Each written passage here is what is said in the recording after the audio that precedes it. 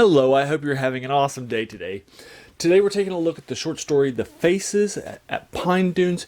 It's written by Ramsey Campbell. It was published in 1980, which is later on in his career. And it is set in the Cthulhu Mythos, and it's 34 pages long. In this book that we've been doing a deep dive into, cold print, it's the longest short story in the collection. It's 2 pages longer than the previous one that I just read. 32 pages, but that one took me about an hour and 5 minutes. This one took me actually a little bit less, about an hour and just 2 minutes. I figured it'd probably take me another 5 minutes or so, but actually it was pretty faster.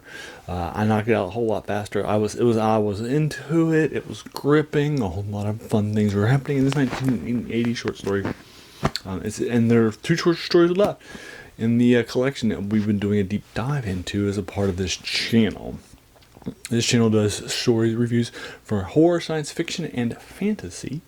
And I dedicate the time around October to the Cthulhu Mythos, which is a shared horror genre that got started during the pulp era by a person named H.P. Lovecraft, who would use things in his works from one story to another to another to another. Also, sometimes his fantasy worlds that are set in the dreamlands too. And then what would wind up happening is that in a short story called The Call of Cthulhu, which is where the idea of the Cthulhu Mythos comes from, he sort of brings that all together and sort of creates sort of the modern idea. Then he also will bring in creations from his fellow writers into his world, and similarly, they'll take some of his and bring them into their writings, and so forth. And so it's a sort of a collective shared horror universe that was created back in the pulp era and is still being written about heavily. So this collects all of Ramsey Campbell's in this cold print collection here, which was published in the 90s. And my copy of this is actually a second edition, which I'll link to you in the comments below. And then we will go ahead and take a deep dive into it as a part of this time that I like to give aside to the Cthulhu Mythos shared universe horror stuff, which I started reading when I was in college with H.P. Lovecraft, the guy who created it. And I did a deep dive. The first Ramsey Campbell short story ever was actually in one of those collections. It's called The Church in High Street, and it's actually the first short story in here, so we actually reviewed it for you. Prior to doing these reviews, doing this deep dive into cold print, I had done 2 short stories by Ramsey Campbell, one of which is a heavily influential short story he wrote in the 70s, which is in Gary Gygax's Appendix N as a collection that has a number of stuff in it that is influential on Dungeons & Dragons, and also places the go-flu for inspiration if you're trying to find ideas. That's called Pit of Wings, which we reviewed for you. Also, I read the horror short story Out of Copyright from a collection that I did a deeper dive into like 6 months ago. So there you are. I've already done 2 short stories, but now I'm going to do a deeper dive into you for you. Now, he's definitely somebody who's probably more well-known among horror writers, particularly in the UK, because he's published a lot of novels like this novel, for example, Midnight Sun. And he started writing in the early 60s when he was a teenager, and then after decades he has developed much more of a combination of just pure horror, like The Church in High Street that we read and talked about earlier, and then in Midnight Sun, this novel that I read from the 80s.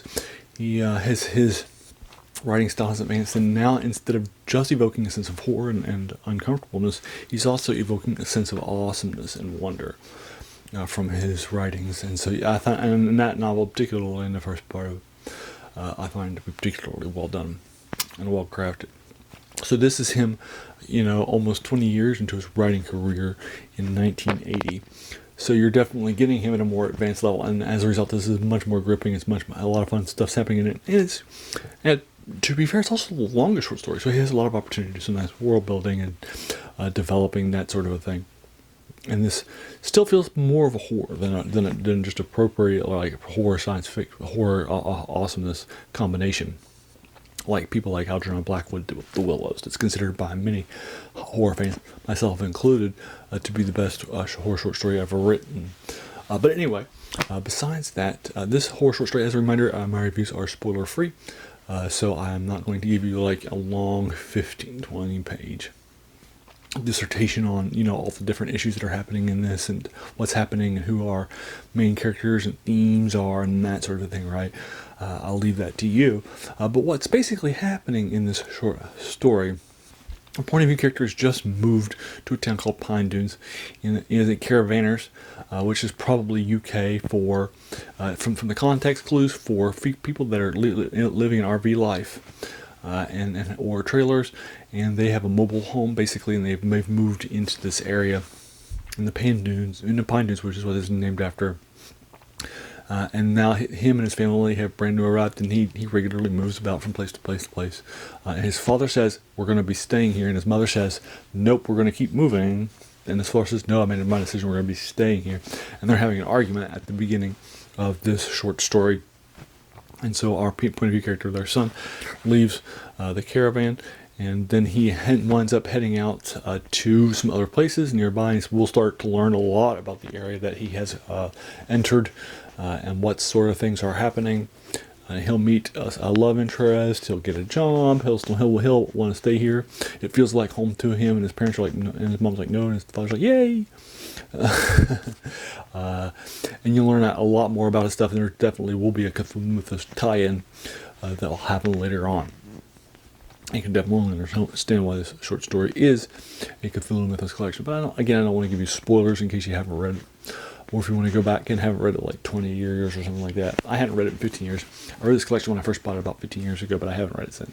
So I haven't read the short story in about 15 years either, but definitely had some recollections of it after I first got started with the Faces at Pine Dunes. This 1980 36-page short story, I'm going to be giving an 8- to it out of 10. So basically like a 7.7 or 7.8, and I'm running up to an 8 proper, rather than an actual proper 9, because it's well written.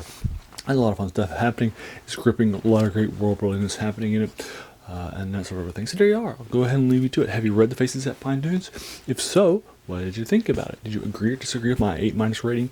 Would you like to talk about some of the spoilers in the comments below? Yeah, let's do it. If you enjoyed this video, why not hit that subscribe button? There's going to be a lot more of these to follow.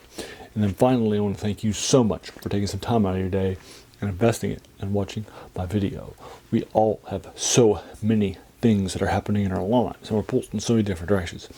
So the fact that you spent this time with me is incredibly humbling, and I appreciate it. Thanks again, and have an amazing day.